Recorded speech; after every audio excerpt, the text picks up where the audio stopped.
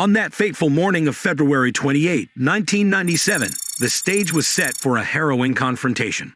Larry Phillips Jr. and Emil Mătăsăreanu had meticulously orchestrated their plan to carry out a daring bank robbery in North Hollywood. The duo had forged a connection at a local gym, bonding over their shared criminal ambitions. With meticulous precision, they armed themselves with an extensive arsenal, ensuring they were ready for a prolonged and intense firefight. It is suspected that their criminal journey had taken them through prior bank heists, honing their skills for this audacious endeavor. At precisely 9:17 a.m., their plans swung into action as they arrived at the Bank of America. Seeking to steady their nerves, they ingested muscle relaxants, hoping to maintain a calm demeanor amidst the chaos that would soon unfold. With synchronized watches ticking away, they made their entrance, immediately establishing their authority by commanding everyone inside to take cover on the floor. To instill fear and discourage any acts of heroism, they fired rounds into the ceiling, their deafening echoes reverberating through the bank's interior. The robbers swiftly turned their attention to the formidable barrier standing between them and the precious vault. Unleashing a barrage of bullets from their modified Type 56 rifles, they tested the resilience of the bulletproof door. Against the odds, their relentless assault proved successful, as the door, designed to withstand small-caliber ammunition, succumbed to their determined onslaught. With this breakthrough achieved, they coerced the frightened bank tellers into complying with their demands, stuffing their bags with cash from the secure confines of the vault. However, their meticulously laid plans began to unravel before their eyes. The stolen loot fell far short of their lofty expectations. A change in the bank's delivery schedule had drastically depleted the contents of the vault, leaving them with a meager sum of $303,305. The disappointment, coupled with their mounting frustration, unleashed a tempest of anger within Mătăsăreanu. In a fit of rage, he emptied a 75-round drum magazine into the vault, obliterating any remaining hope of obtaining the desired fortune. As the dust settled within the bank, the realization sank in that their meticulously planned heist had yielded a mere fraction of the expected bounty.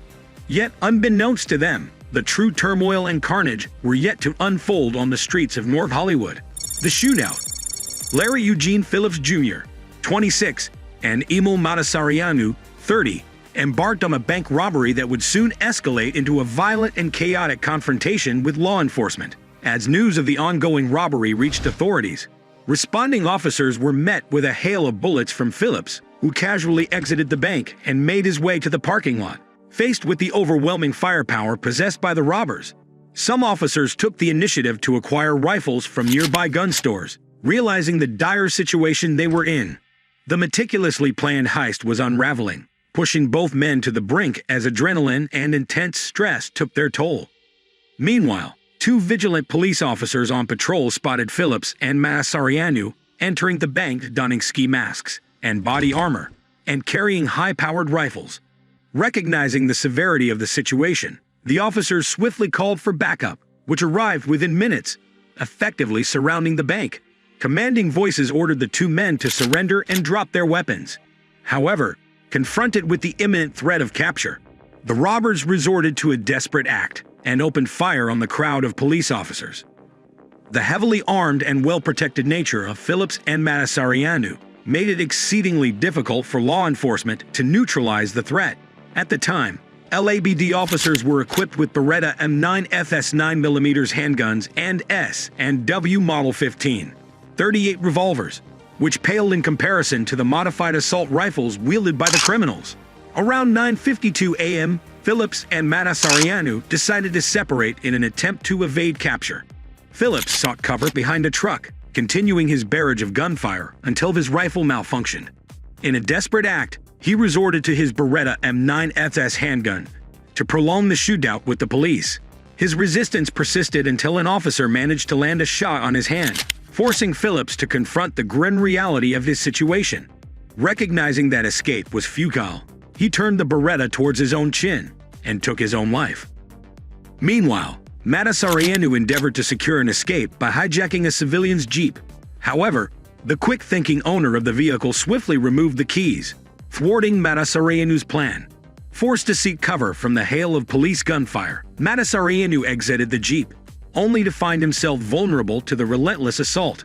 SWAT members, positioned strategically, targeted the area beneath the car, striking Mătăsăreanu's unprotected legs. Despite his attempts to surrender, Mătăsăreanu succumbed to the trauma and severe blood loss, ultimately leading to his demise. Mătăsăreanu, wounded in the legs from multiple gunshots, bled profusely and lost his life soon after.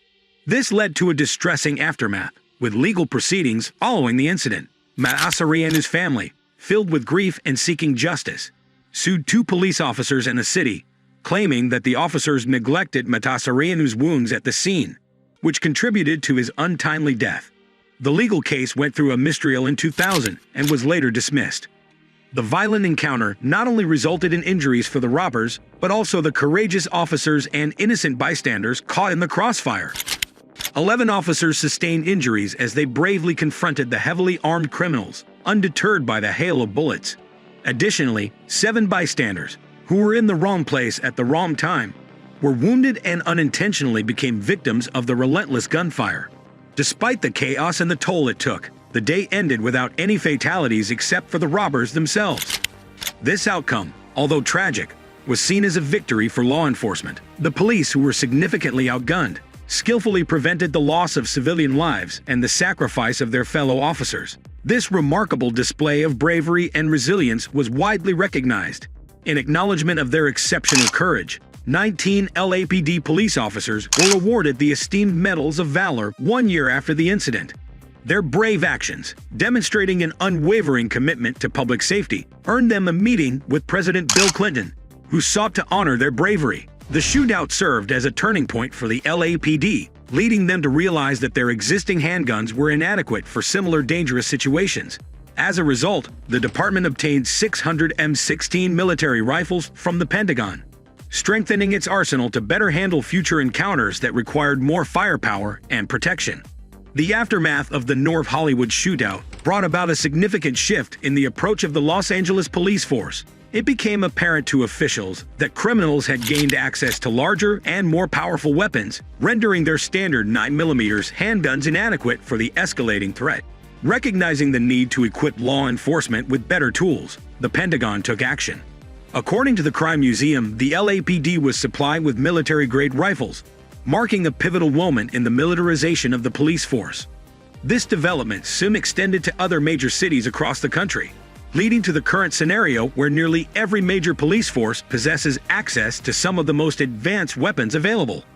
While Larry Phillips Jr. and Emil Mătăsăreanu may not have achieved the Hollywood-inspired glory they may have sought, their names became forever associated with one of the most monumental gun battles in the history of Los Angeles. The repercussions of their actions went beyond the immediate incident, fueling a shift in law enforcement practices and highlighting the growing need for enhanced firepower and preparedness in the face of increasingly armed criminals. Alright guys, that wraps up our video for today. If you enjoyed watching this, please give us a thumbs up and hit the subscribe button for more.